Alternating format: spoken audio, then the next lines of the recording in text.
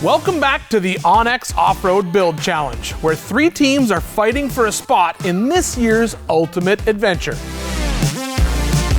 Last time, our teams took their stock vehicles as far as they could make it up Moab Rim.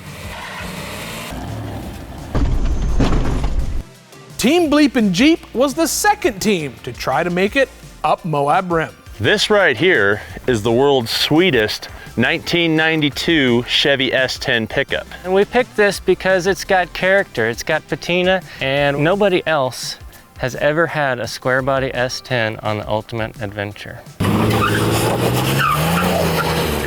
You can see how far each team made it up the trail by downloading the onX Offroad app and following their route. You notice how nobody's heckling us? They just have like total faith that we're gonna fail. No, I think they're just in awe of what we've accomplished so far. Maybe that's it. There was a lot of tire smoke, a lot of wheel spin, and I think if people want a show, that's what we put on for.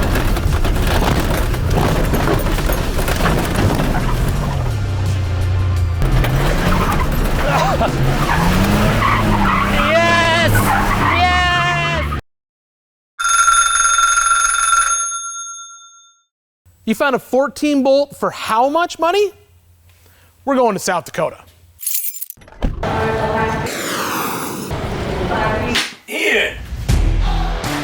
We are in amazing South Dakota, just outside the town of Custer.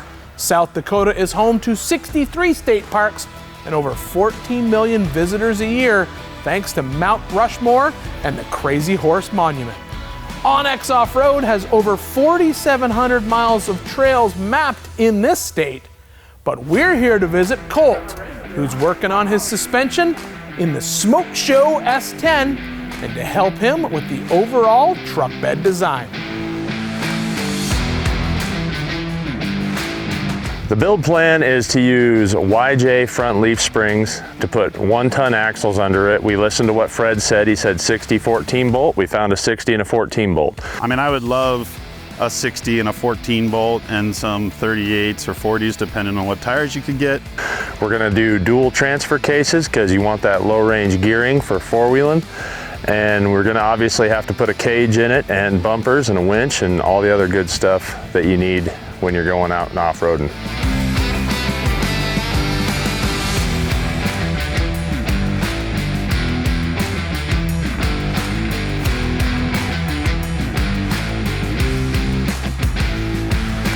Even though that the frame width actually is the same as a Jeep Cherokee or Jeep Comanche, where I could do coils, because of our budget stipulations, I wanted to be as basic as possible and just show people that you can still have an awesome build on leaf springs, and it's still gonna wheel good and it's gonna be dependable.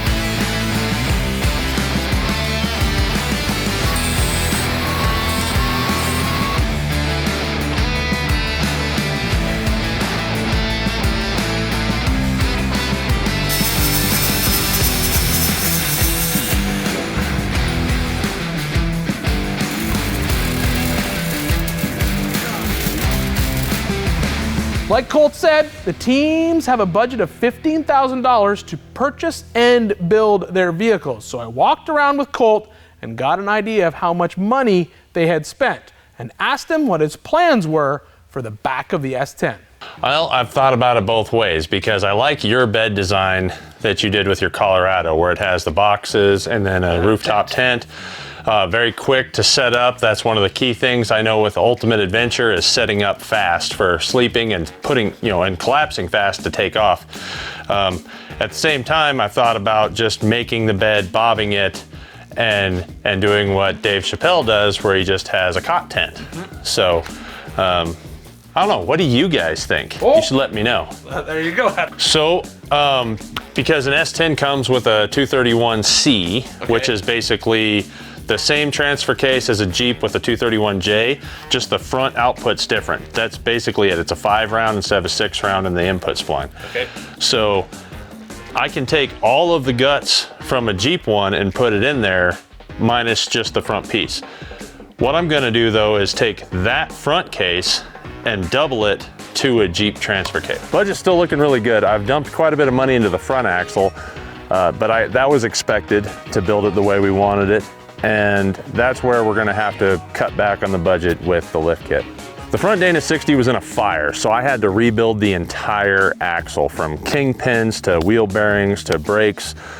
What I did though is keep the stock inner shafts and went with heavy duty outer shafts because the stock inner shafts are still 35 spline where the outer shafts aren't. So I did alloy outer shafts, put in Yukon 513 gears and a Yukon Grizzly locker with obviously a Yukon front diff that I was able to get at a discount using my onX app Elite membership. Colt has already rebuilt the front axle for the S10 by completely tearing it down and rebuilding it with parts from onX Elite partner, Yukon Gear and Axle. It isn't just the teams that get this discount. If you're building a vehicle for outdoor adventure, make sure to sign up for the onX Offroad Elite program and get some great discounts on some of the biggest names in the off-road aftermarket. The plan is to probably leave the engine and transmission alone. A 4.3 is a pretty good platform of a motor.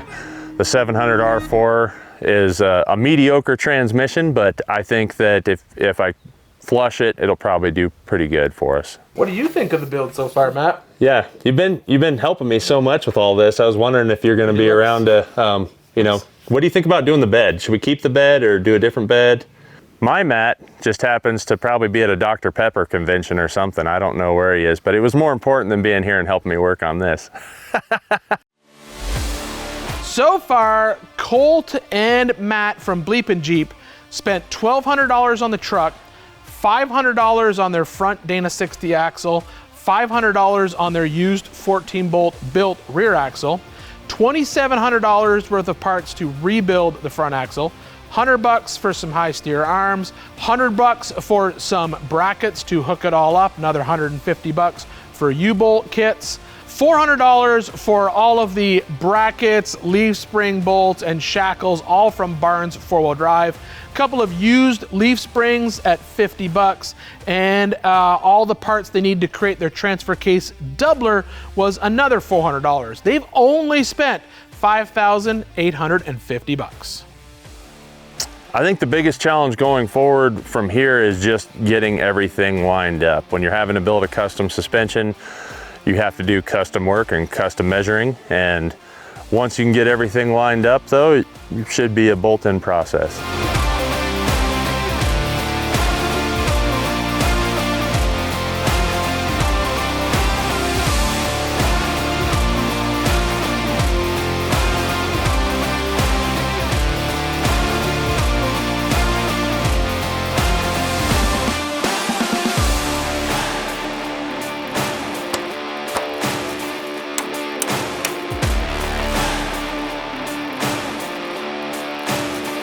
After hanging out in South Dakota with Colt, I am very impressed with his and Matt's build plan for the Chevy S10.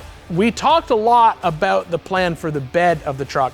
What I like about the S10 is it's really starting to shape up very similar to the Colorado that I built to take on Ultimate Adventure last year. Now, that truck was very similar design, extend a cab, mid-size pickup truck that I really think in my heart of hearts is the perfect vehicle for Ultimate Adventure. And I think that they're gonna end up at the exact same spot. They're gonna have really good axles underneath a very small bodied truck.